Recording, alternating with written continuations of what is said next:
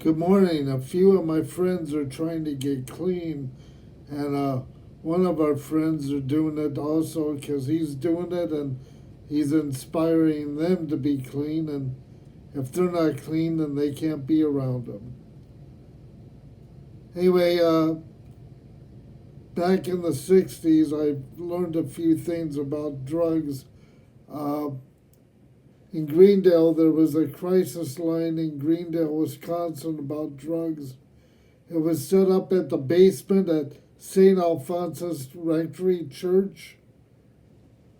Tony Weber and a few other people I knew worked there. They were in high school.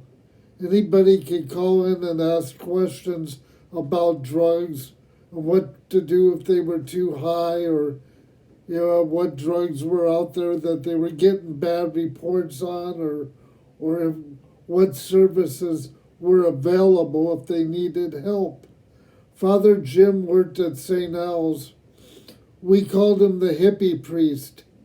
He and the rest of the Milwaukee at this time had like weekly TV shows, and we would meet at the rectory and people could call in and ask questions, and then we would have discussions with people within our community about the drug scene.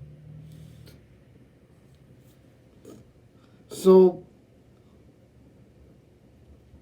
this is videos about drug addiction and taking care of yourself before you can help others.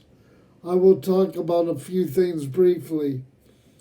In the 60s, I knew someone who was into drugs and they were into speed. So I was curious about addiction, and I was also starting to smoke weed myself. So I wanted to know how that might affect my cerebral palsy.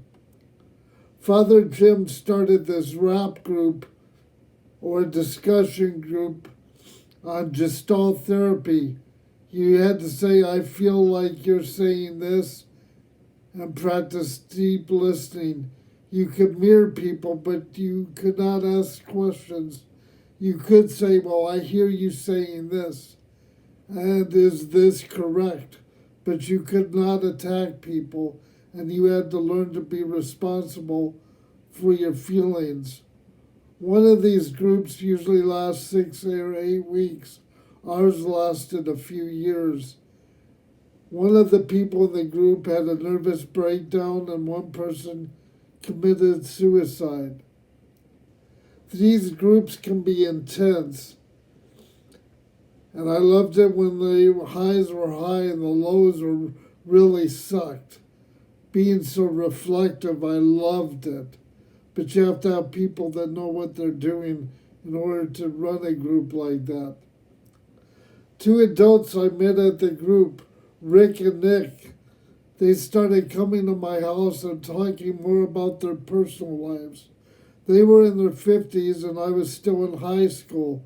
I even went to school with their kids. Once one of the parents' kids was downstairs with my brother, and the other adult was upstairs talking to me about their lives, about what they were doing in their relationships. I was in high school about this time. I was a sophomore, and I was going to bars too a lot at this time when I was a sophomore in high school. But drinking was 18 then, and it was legal for me to go to bars. Anyway, talking to these people, I was wondering if they were gay, I think, deep down, but they were straight. And I liked enjoying talking to them because it helped give my life purpose and meaning. A lot of times, have touched people, and a lot of times, I've always thought that you have to believe in yourself and love yourself in order to be happy. I've touched a lot of people one on one, and they've touched me. In 2020, there's so much anger, and hatred over politics and religion. People dealing with addiction made me think of this time again in my life. If you want to fight addiction, be good to yourself and love yourself. And don't let others bring you down. Even if you end up alone in this life, do not surrender to darkness and make yourself be around a lot of phonies. They don't care about you when people act like that. Some people use God to help them stay clean. If you do not believe in God, then believe in yourself, because you are worth it. If you're trying to get clean, do it for yourself and be selfish. Only you can stop your addiction. It is in your power. You can make excuses too. The power is yours to create and take. You can help others, but first you have to help yourself.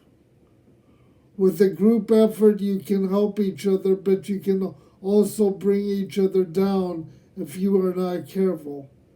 That is why individual work has to be done by yourself. Love yourself and forgive yourself for not being perfect. And if you fall off the wagon, get back on it. I was addicted to smoking cigarettes for 12 years.